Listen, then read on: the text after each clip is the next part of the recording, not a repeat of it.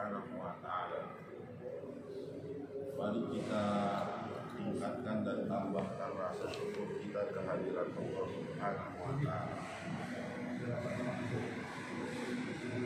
Bukan sekedar kewajiban bahwa kita mensyukuri nikmat Allah ini, tapi adalah sebagai bentuk balasan kita seorang hamba kepada Tuhannya yang begitu baik, begitu memperhatikan, begitu peduli, begitu sayang, begitu cinta kepada kita semua. Apa yang kita inginkan tentu sesuai sebetulnya dengan apa yang Allah inginkan. Kita ingin senang, kita ingin bahagia, Allah pun sama. Allah tidak ingin hambanya itu menderita, Allah tidak ingin hambanya itu sengsara. Allah juga ingin bahwa setiap kita itu mendapatkan kebahagiaan. Hanya apa yang diinginkan Allah dan yang diinginkan kita sebagai hambanya berbeda dalam masalah waktu saja. Kita ingin buru-buru, Allah katakan sabar. Yang kita nilai bahwa buru-buru itu cepat-cepat bahagia itu baik, kata Allah belum tentu. Dan kita pandang bahwa itu menyenangkan, kata Allah belum tentu. Karena apa? Karena pemilik kebahagiaan, pemilik kesenangan yang memberikan kita rasa bahagia itu sendiri adalah Allah Subhanahu wa ta'ala. Allah yang memiliki hati kita, Allah yuqallib qalbu, Allah membolak-balikan hati, di mana senang, di mana sedih, di mana bahagia, di mana kita menderita, itu Allah Subhanahu wa ta'ala yang menentukan. Maka hadirin yang dimuliakan oleh Allah, begitu baiknya Allah memberi kepada kita nikmat yang luar biasa. Apabila dibandingkan dengan balasan kita kepada Allah, sebetulnya tidak pantas. Kita ini hamba yang rusak, hamba yang nakal. Apa yang Allah suruh kita kadang-kadang tinggalkan, apa yang Allah suruh tinggalkan malah kita lakukan. Walaupun begitu Allah Maha baik. Dibiarkan hidup, dibiarkan kita itu senang, dibiarkan kita beranak pinak, dibiarkan kita berjodoh, dibiarkan kita makan, minum, menghembuskan nafas, menghirup nafas. Bahkan bukan kepada kita, kepada musuh-musuhnya pun Allah Maha baik. Kepada yang menentangnya pun Allah Maha baik. Kepada yang mengingkarinya pun Allah Maha baik. Karena Allah Ar-Rahmanir Rahim, yang selalu kita katakan bahwa Allah itu Maha Pengasih lagi Maha Penyayang.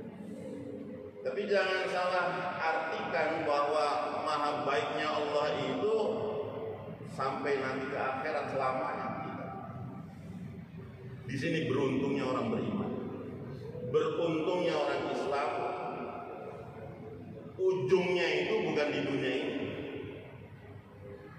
Kalau kita katakan kepada Allah, ya Allah, kita orang Islam sudah sembahyang, sudah sholat, kenapa kok masih menderita sengsara? Kadang-kadang usaha kita bangkrut, kadang-kadang masalah kita berjubel, kadang-kadang urusan kita nggak selesai. Malah kok orang yang menjadi musuh-musuh Allah senang. Ongkang-ongkang kaki, duit datang, proyek-proyek mudah, sukses dan segalanya. Kita yang tekun beribadah, taat kepada Allah, justru kita malah susah. Ini yang dikatakan tadi, kita maunya buru-buru, Allah katakan sabar. Karena yang asli kebahagiaan, kesenangan itu bukan di dunia ini. Ini hanya semenit 2 menit dalam hitungan Allah. Tapi kebahagiaan kita yang asli adalah nanti di akhir. Maka kenapa dikatakan beruntung jadi orang beriman? Karena kebahagiaan kita kebahagiaan yang kekal abadi, kebahagiaan yang selama-lamanya tidak ada akhir. Sedangkan yang diberikan oleh mereka ini, yang diberikan oleh Allah kepada mereka itu adalah kebahagiaan yang sementara. 60 tahun, 70 tahun. Tunjukkan di mana raja, penguasa, orang kaya yang bisa hidup selama-lamanya dalam kebahagiaan. Tidak. Mana musuh-musuh Allah yang berkekuatan, yang bersenjata, yang memiliki pasukan, yang memiliki tentara, kerajaan bahkan dengan benteng-benteng yang sempurna. Adakah mereka itu hidup selamat? Tidak. Hadirin yang dimuliakan oleh Allah, maka beruntung orang yang beriman, beruntung orang yang Islam. Nanti baru akan terasa. Ketika kapan? Ketika pengadilan Allah sudah ditentukan, di mana posisi kita masing-masing. Karena hanya ada 2 destinasi kita, hanya ada 2 tempat tujuan kita itu. Destinasi kita, tujuan kita bukan ini transit. Tapi nanti ujung dari perjalanan kita ini ada akhir, yaitu di surga ataupun di neraka. Itulah yang disebut sebagai kehidupan abadi. Ketika Allah sudah putuskan ini, siapa yang bakal di neraka, siapa yang bakal di surga, baru di situ orang akan menyatakan penyesalannya ataupun kebahagiaan, keberuntungannya ataupun kerugian. Mengapa Allah Subhanahu wa ta'ala firmankan wal asri innal insana lafi khusr? Allah katakan sampai bersumpah demi masa. Artinya sekian banyak masa, sekian banyak zaman dari Adam alaihissalam sampai hari kiamat. Allah katakan demi masa. Allah bersumpah siapapun manusia yang hidup dalam masa zaman di dunia ini lafi muslim. Sudah berusia.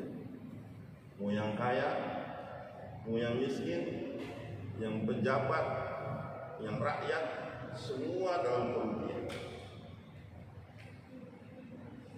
Ini kata-kata yang umum yang Allah Subhanahu wa ta'ala ingin supaya kita meresapi bahwa kita sekarang ini dalam kerugian. Jangan tertipu. Kalau lihat orang punya gedung tinggi, punya orang punya rumah mewah, punya orang, kita lihat orang punya mobil kendaraan yang mewah dengan harta yang berlimpah, hidup senang, selalu gembira dengan kekayaan yang berlimpah.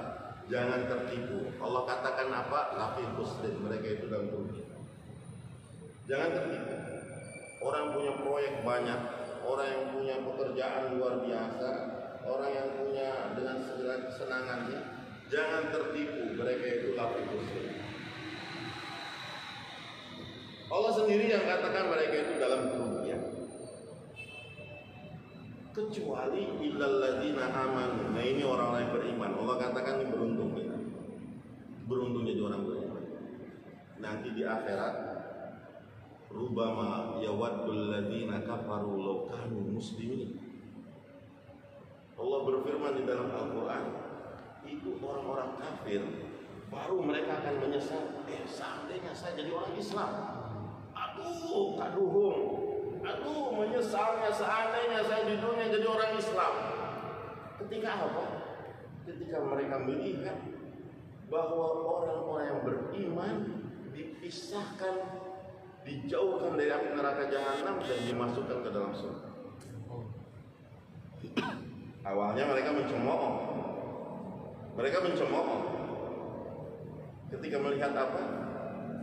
Dari pengadilan Allah, ketika dihisab, ketika dimizan, amal-amal manusia itu ketika datang saja yaumul hisab, hadirin yang dimuliakan oleh Allah, orang kafir itu tidak ada hisab.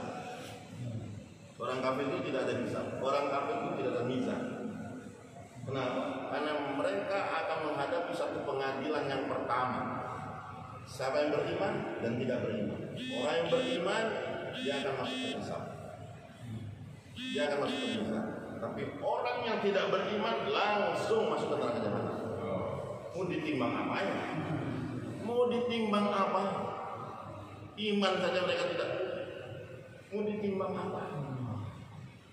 Makanya dikatakan innal ladzina amanu wa amilus shalihat. Orang yang beriman pasti menghasilkan amal-amal saleh. Orang yang tidak beriman tidak menghasilkan amal saleh. Masuk mereka ke neraka jahanam. Tiba-tiba setelah ditimbang, setelah dihisab, ada orang-orang yang beriman juga masuk ke neraka dengan sebab amal-amal mereka. Karena mizan ataupun hisab nanti di yaumil akhirat itu perbandingannya adalah selisih antara dosa dan pahala.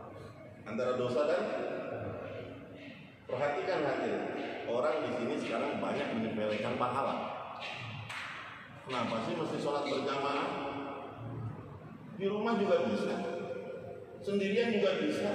Ya bisa, tapi pahalanya 1 berbanding 27. Kapan kita akan merasakan selisih pahala itu kapan? Nanti di akhirat itu perimbangan. Kalau kita punya amal soleh 99 pahala, dosanya kita 100, selisih berapa? 1. 1 dosa itulah kita akan dilempar ke neraka sesuai dengan selisihnya. 1 dosa ini bukan berarti cuma sehari 2 hari, bisa saja ribuan tahun ini 1 dosa. Gara-gara 1 dosa. Kalau kita selisihnya dosanya dengan pahala itu lebih banyak, ya tentu lebih lama kita di neraka. Sampai dosa itu pupus, habis, terhapus, barulah kita diizinkan masuk ke dalam surga. Tapi kalau kita punya pahala 100, dosanya 99, lihat nih Pak, baiknya dosa kita 99, pahala kita 100. Allah maafkan yang 99, masuk kita ke dalam surga. Itu rohimnya Allah. Kita diampuni dosa kita yang 99 karena dosa yang 1 Allah maafkan, masukkan kita ke dalam surga. Artinya apa? Fastabiqul khairat. Berlomba kita dalam kebaikan. Manusia tempat dosa, manusia tempat salah. Tapi jangan kita terkapar karena dosa, tidak mau kita berbuat kesolehan. Berlomba kita buat kesolehan supaya bisa mengalahkan dosa-dosa kita. Al-hasanatu yudhibnas sayyi'at. Allah berfirman, kebaikan-kebaikan itu akan menghapuskan dosa-dosa. Maka inilah kenapa ada sunnah Nabi. Wajib jelas kita harus lakukan, tapi dengan sunnah Nabi itu melipat gandakan pahala-pahala kita. Begitu baiknya Allah. Lihat begitu sayangnya Allah, sampai di setiap amalan itu tidak hanya sekedar yang fardu dan yang wajib, ada sunnah di sini. Ada sunnah. Apabila kita amalkan sunnah itu akan berlipat kali ganda. Kita sholat berjamaah ini pahalanya berkali-kali lipat dari setiap amal. Bukan dari sekedar jalan dari kamar ke rumah, dari kamar ke musola, dari rumah ke masjid saja. Softnya juga ini berpahala ini, softnya. Aminnya juga berpahala. Bahkan dikatakan siapa yang aminnya bersamaan dengan aminnya malaikat, Allah akan ampuni semua dosa. Bahkan ketika disebut sami Allahu liman hamidah Rabbana walakal hamd, kita baca itu saja gugur semua dosa-dosa kita pada hari ini. Bayangkan, ya Allah. Enggak baca pun enggak apa-apa. Misalkan imam katakan sami Allahu liman hamidah, kita tidak ucapkan Rabbana walakal hamd, itu boleh tidak? Boleh, sah, sholat sah. Tapi beda kalau diucapkan Rabbana walakal hamd, Allah akan ampuni dosa kita pada hari itu. Bayangkan, ini yang dikatakan tadi, sunnah itu pahalanya berlipat. Kalau di rumah nggak dapat kita Rabbana walakal hamd, nanti di akhirat baru kita akan merasa, oh ini pahala lebih dikit saja Allah ampuni semua dosa, masuk ke dalam surga.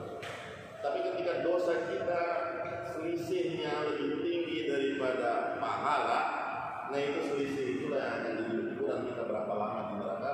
Ya. Akhirnya orang-orang kafir ini bilang, loh, kamu kok orang Islam masuk ke dalam neraka juga? Katanya orang Islam masuk ke surga, kok kamu ada di neraka juga? Nah ini gara-gara dosa. Maka apa dikatakan? Allah itu maha pencemburu.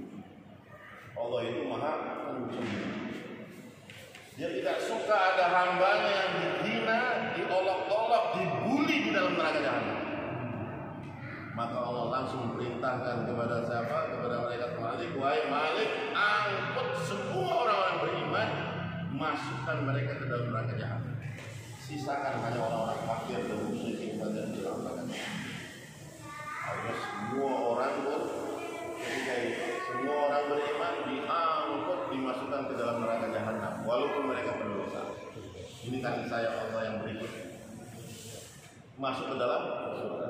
Diangkutnya itu ahli neraka yang beriman, dimasukkan ke dalam surga. Di situ baru orang-orang kafir berkata, Rubama yawaddul ladzina kafaru law kanu muslimin. Ya Allah, seandainya aku hidupnya itu jadi orang Islam. Mereka baru menyadari harga orang Islam, harga orang beriman. Nah, hadirin yang dimuliakan oleh Allah, kita bersyukur. Sudah diberi iman, sudah diberi Islam. Kita ini menjadi hamba-hamba yang beriman tanpa kita minta, tanpa kita ngisi formulir, tanpa kita ngajukan permohonan ataupun proposal. Kita lahir dipilih oleh Allah menjadi orang yang beriman. Kita patut syukur. Tapi iman yang Allah kehendaki, iman yang seperti apa? Jangan sampai iman kita ada, tapi selisih pahala dan dosa, banyakkan dosa. Sehingga iman kita ini nggak berfungsi, iman kita ini mandul, iman kita ini nggak ada faedahnya apa, nggak menyelamatkan kita dari neraka jahanam. Padahal man zuhziha 'anil nar wa udkhilal jannata faqad faz. Orang yang dia bisa terhindar dari neraka jahanam masuk ke surga itu yang sukses. Orang sukses itu bisa terhindar dari neraka jahanam. Orang bisa terhindar dari karantina itu belum sukses. Pengen terhindar dari karantina supaya gimana nggak di karantina itu belum sukses. Orang bisa terhindar dari hukuman itu belum sukses. Ada orang divonis misalnya 2-3 tahun tapi dia pengen gimana supaya bebas. Dia nyewa pengacara mana? Akhirnya dia keluar divonis bebas. Apakah itu sukses? Standar sukses yang Allah tetapkan itu hadirin yang dimuliakan oleh Allah. Faman zuhziha 'anil nari wa udkhilal jannata faqad faz. Dia terhindar dari api neraka, masuk ke dalam surga. Kalau ada orang beriman sampai masuk ke neraka jahanam, dia belum sukses. Jangan katakan, nggak apa-apa lah sehari aja mah. Kita kalau di karantina nggak apa-apa lah sehari aja atau 3 hari. Jangan begitu kan. Kalau di dunia oke lagi, tapi di neraka nggak bisa disepelekan seharinya di neraka jahanam. Mau dibilang tidak. Ya. Maka orang yang sukses itu bisa terhindar dari neraka jahanam. Kalau selisihnya amal baiknya itu lebih daripada amal. Maka iman yang dikehendaki adalah yang menghasilkan amilus sholihat. Illal ladzina amanu wa amilus sholihat. Orang yang dari imannya menghasilkan amal. Memang iman, kalau iman saja tidak cukup. Karena banyak orang beriman juga melakukan maksiat. Kenapa? Karena imannya lemah. Karena imannya tidak berfungsi. Kalau orang yang beriman betul, dia akan usahakan iman sehingga imannya naik, imannya ada kekuatan. Sehingga Allah berfirman, ya ayyuhalladzina amanu aminu. Bayangkan, ini firman berfirman untuk orang-orang beriman, wahai orang beriman, berimanlah kalian. Ya ayyuhalladzina amanu sabiru wasabiru. Wahai orang-orang yang sabar, tingkatkan kesabaran. Orang beriman tingkatkan keimanan. Artinya apa? Ada satu usaha supaya iman itu menghasilkan amal soleh. Ini ada satu usaha. Sampai Nabi SAW sabdakan, jadidu gimana? Perbaharui iman. Jangan sampai iman itu karatan, jangan sampai iman itu rusak bahkan. Nauzubillah min. Nah, jadi kita punya kewajiban masa hidup kita ini dari sejak kita balik sampai kita sakaratul maut. Ucapan terakhir kita itulah kita bagaimana supaya dengan la ilaha illallah itu paling minimal kita punya iman itu bisa menghasilkan akhir hayat kita bisa mengucapkan la ilaha illallah. Maka usaha atas iman. Apa sih usaha atas iman? Usaha atas iman itu seperti apa? Kok baru dengar? Kalau usaha atas pertanian kan ada, departemennya juga ada. Ya. Kementerian apa namanya? Pertanian, ya. Departemen usaha atas perdagangan ada, departemennya ada, kementeriannya ada. Ini usaha atas iman itu di bawah departemen apa, Pak? Usaha atas iman ini yang dimuliakan oleh Allah adalah usaha di mana kita senantiasa memperbaharui iman kita supaya menghasilkan amal-amal yang terbaik yang disukai oleh Allah SWT. Nah ini yang dilakukan oleh para nabi, yang dilakukan oleh para sahabat supaya apa? Ayo, naikkan iman. Kelanjutan dari wal asri tadi, illal ladzina amanu wa amilus sholihati wa tawashaw bil haqqi wa tawashaw. Untuk supaya wujud imannya menghasilkan amal ini Allah kasih tahu dengan apa? Tawashaw bil haqqi. Saling nasihat-menasihat dengan kebaikan. Apabila kita saling nasihat-menasihati, kita saling ngajak, saling ngomong, saling ingatkan, itu tuh mengingatkan kita pada iman, menaikkan iman kita. Bicara Allah, datang Allah. Kalau kita bicara tentang misalkan produk kita, itu produk masuk Allah. Makanya disebutnya hadirin tukang balon. Kenapa disebut tukang balon? Karena hari-hari dia teriakin balon. Balon 1000, balon 1000. Orang yang hadir yang selalu mengatakan sesuatu, dia akan dicap dengan sesuatu. Nah kita orang beriman seharusnya kita ini selalu mengatakan keimanan, menjelaskan tentang kebesaran Allah. Disebutnya khalifatullah, orang yang selalu membesarkan Allah, mengiklankan Allah, mempromosikan Allah. Nabi-nabi dan para sahabat itu senangnya itu apa? Membicarakan kebesaran Allah. Hayya natadzakkarul iman. Ayo kita mudzakarahkan tentang iman. Bicara Allah, bicara akhirat, bicara kesolehan. Itu saja udah. 3 omongan inilah yang menjadi iman akan naik, akan menaikkan iman kita. Omongan tentang Allah, omongan tentang akhirat, dan omongan tentang amal soleh. Kadang-kadang kita ngaku beriman, Pak. Kita ngaku beriman, tapi ngomong tentang Allah ini kita kadang-kadang gagal. Coba kenalin Allah kamu itu siapa sih? Allah kamu siapa? Kadang-kadang kalau kita misalkan tanya, itu coba ceritain tentang jam bapak itu. Oh ini jam mahal nih, bukan murahan nih. Ini bukan beli di Senin nih. Ini hadiah anak saya waktu saya ulang tahun. Ini harganya ini sampai 1 miliar. Ini buatan ini mereknya ini. Oh dia bisa cerita tentang jam dia itu 1 jam. Dia bisa cerita tentang jam dia itu 1 jam. Apalagi kalau ditanya tentang mobilnya. Wah ini mobil bagus banget. Apa nih mobil? Ini mobil ini bisanya gini dia kan cerita. Tapi pas ditanya tentang Allah, Siapa sih Allah kamu? Coba ceritain tentang Allah kamu itu gimana? Dia bingung. Makanya kenapa pertanyaan di kubur itu pertanyaan yang pertama, marrobuka, siapa sih Allah kamu? Bisa nggak cerita tentang Allah?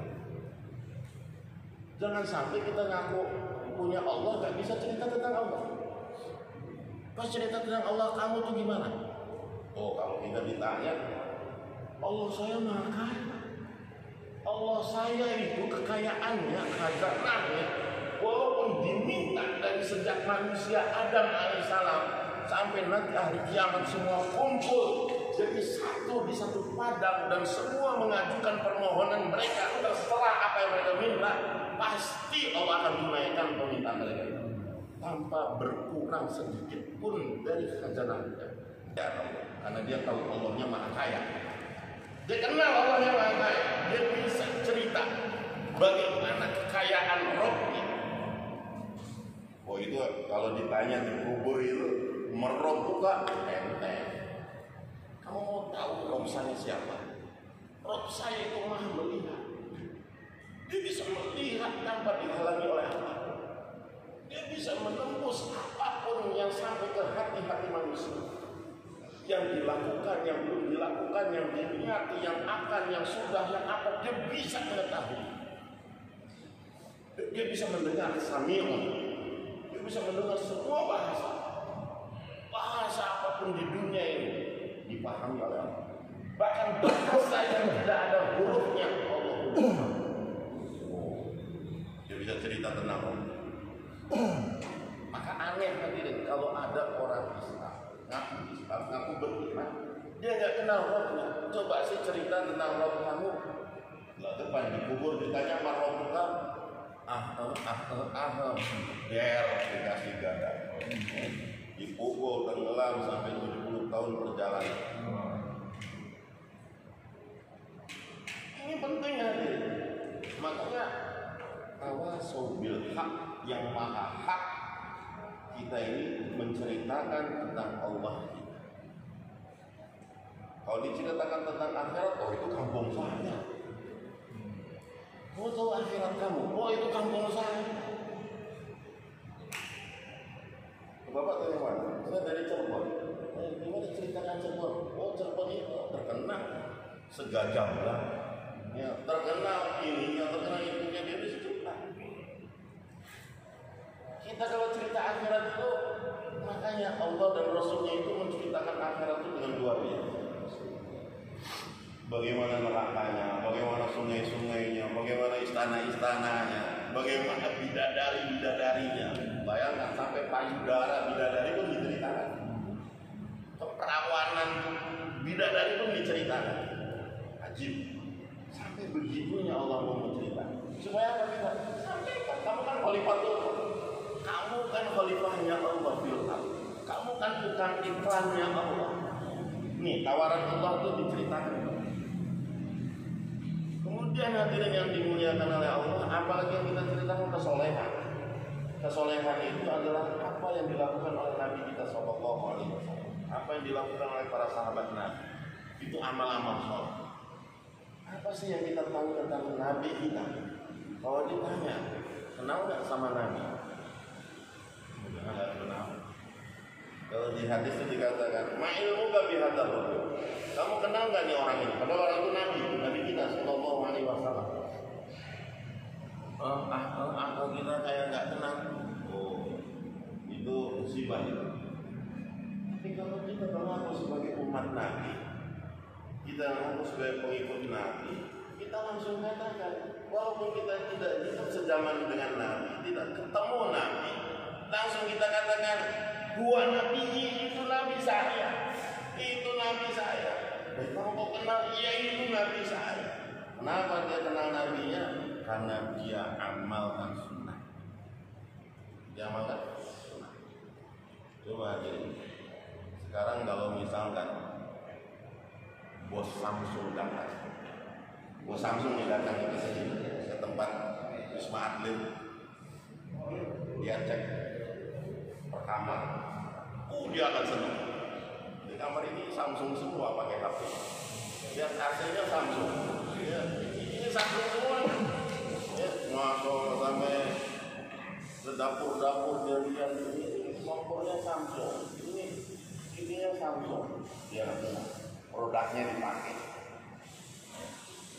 Jangan gembira sekali. Tapi bayangkan seandainya nanti kita datang ke rumah kita. Dia datang ke rumah kita, mana produk saya? Sunnah saya mana? Ini makan bukan sunnah saya. Gaya minumnya bukan gaya saya. Ini bukan produk saya ini. Pakaian bajunya ini bukan produk saya. Tidurnya juga bukan produk saya. Bagaimana perasaan Nabi? Produknya tidak ada pada diri kehidupan umat ini. Betapa sedihnya Nabi Shallallahu Alaihi Wasallam. Lihat produknya itu tidak diamalkan oleh umat. Orang Samsung, orang Toyota itu senang mobilnya ada di mana-mana, sampai di gunung-gunung ada di Papua. Tapi Rasulullah SAW ketika produknya enggak.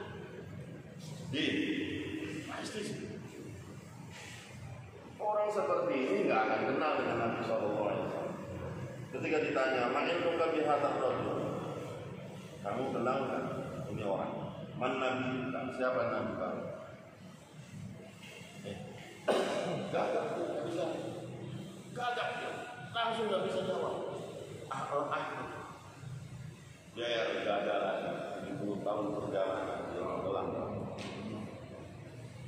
Maka membicarakan ini hadis semua adalah sunnah Nabi, kebesaran Allah tentang akhirat. Itu ada memudahkan kita nanti dijawab di kubur.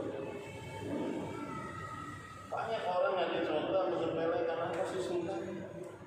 Kita bukan orang Arab, bukan masalah orang Arab.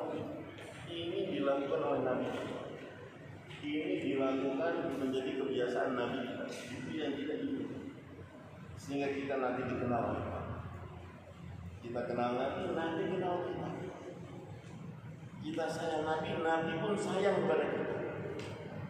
Kita peduli pada Nabi, Nabi pun peduli pada kita. Bagaimana kita peduli dengan Nabi? Itu produk Nabi, ayo kita hidupkan. Dan produk Nabi yang terbesar, hadirin yang dimuliakan, kalau yang namanya juga, maaf ya, kalau yang namanya jenggot, namanya sorban, memang itu sunnah yang disebutnya sebagai sunnah surah, zahir saja. Kalau bapak-bapak lihat foto Snoek Kubroni, ya, orientalis dari Belanda yang menghancurkan Islam dengan pura-pura menjadi seorang Muslim, sama berjubah, berjenggot, bersorban, itu berpahala memang. Tapi yang paling besar dan agung dari sunnah Nabi Sallallahu Alaihi Wasallam itu apa? Sariro, kerisauan Nabi, tangisan Nabi, kesedihan Nabi, kegundah gulanaannya Nabi Sallallahu Alaihi Wasallam. Sehingga dikatakan sempat bahwa hati Nabi itu terdengar oleh sahabat seperti air yang mendidih. Seperti kalau Sunda mah ngagolah, seperti lagi mendidih. Nabi SAW memang murah senyum. Di siang hari Nabi semurah senyum, tapi di malam hari Nabi penuh dengan tangisan. Menangis sejak umat. Ini Kristus. Nabi pun risau kepada umat yang sudah lahir, yang belum lahir, yang akan datang lahir. Sampai ke bayi nanti hari kiamat itu bakal lahir bayi, itu benar dirisaukan. Ya Allah, umatku bagi. Di akhir hayatnya Nabi pun umatku bagi. Bagaimana umat ini supaya terhindar dari neraka jahanam? Nabi nggak tega. Satu saja. Nabi tega umatnya kelaparan. Nabi tega. Lihat sahabat lagi sholat, satu terjatuh, bukan karena apa-apa, karena kelaparan, saking laparnya, sehingga satu sholat di sholat, terguling semua saking lapar.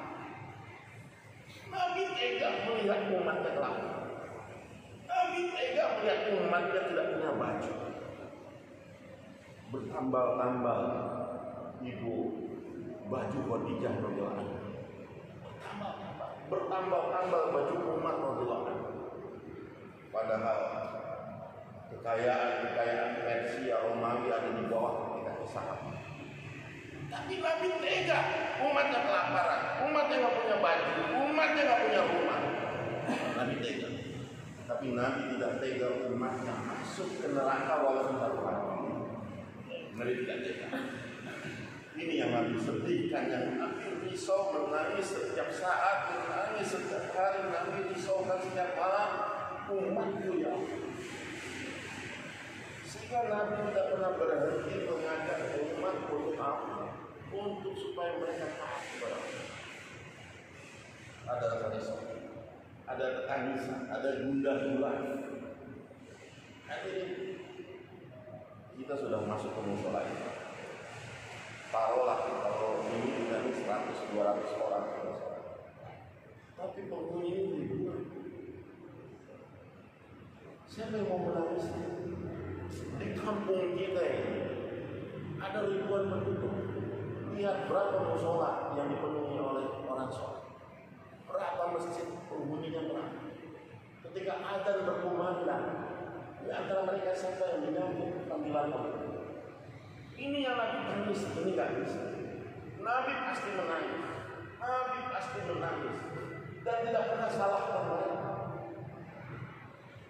Rasulullah SAW katakan, ya Allah, innahum la ya'lamun, bahwa umat ini tidak tahu.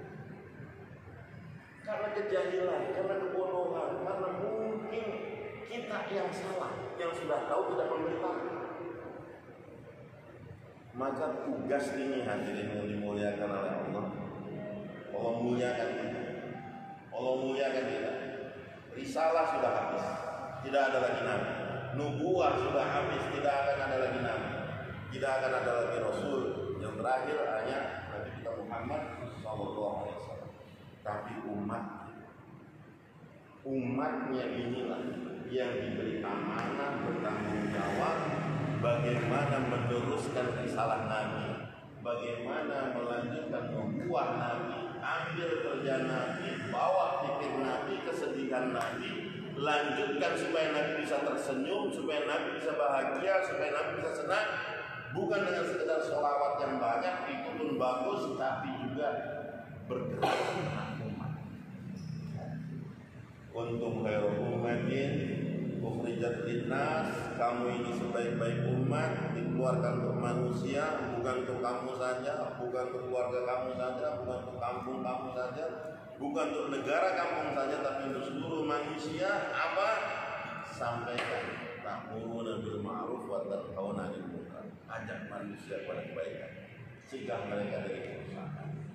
Bahwa kamu sudah menjadi khalifatullah fil ardh, khalifah Allah di muka bumi, dan juga pelanjut risalah Nabi sallallahu alaihi wasallam, penerus kerja Nabi sallallahu alaihi wasallam. Buat Allah suka, buat Allah senang, buat Nabi suka, buat Nabi senang. Maka ketika kita akan ditanya di kubur, marrobuka, oh itu Rob saya, Rob saya Allah, Robbi Allah. Man nabiyuka, Nabi saya Nabi Muhammad, dan Nabi akan senang dengan hal. Siapa yang selalu bersedia hadir? Insyaallah. Ini kan bisa usaha iman di rumah kita. Usaha iman kan bisa kalau kita sendirian, bisa Pak. Cuman susah minta ampun kalau kita sendirian. Kalau kita sendirian itu susah di mana-mana juga. Coba kalau Bapak mau bersihkan kampung Bapak kalau sendirian, berani? Berani, mesti ada kerja bakti, betul nggak? Beresin selokan itu kalau kerja bakti senang. Kalau bareng-bareng itu enak kerjain. Makanya kenapa kita mesti keluar 3 hari? Kalau 4 hari boleh, 2 hari boleh, 40 hari boleh, sebulan boleh, berapapun lamanya. Yang penting kita gabung bersama-sama jamaah dengan program yang sama, agenda yang sama, acara yang sama. Ayo, programnya nggak ada lain kecuali naikkan iman. Kan enak tuh. Kalau kita berjalan sama orang yang mendaki gunung, programnya sama, agendanya sama, ayo kita sama-sama mendaki gunung. Kan enak ya. Cuman kalau yang satu, oh saya sih mau naik sepeda, oh lain lagi. Saya mau pengennya mancing, oh itu lain lagi. Gak bisa itu kita bergabung dengan seperti itu. Kita sama-sama bergabung, ayo untuk apa? Naikkan iman. Makanya perlu kita keluar sama-sama rombongan. Kenapa dibentuk rombongan 4 bulan, 40 hari, 3 hari? Gak apa-apa. Yang pengusaha, yang aktivis, yang organisasi ini, itu dan sebagainya. Yang penting kita nggak bawa bendera itu, kita hanya bendera mau meningkatkan iman. Insya Allah, Pak. Orang belajar komputer ada waktunya, orang pengen latihan itu ada waktunya. Kita latihan iman 3 hari, 4 hari, 4 bulan, ataupun berapa waktu yang kita bisa luangkan. Insya Allah, Pak. Insya Allah.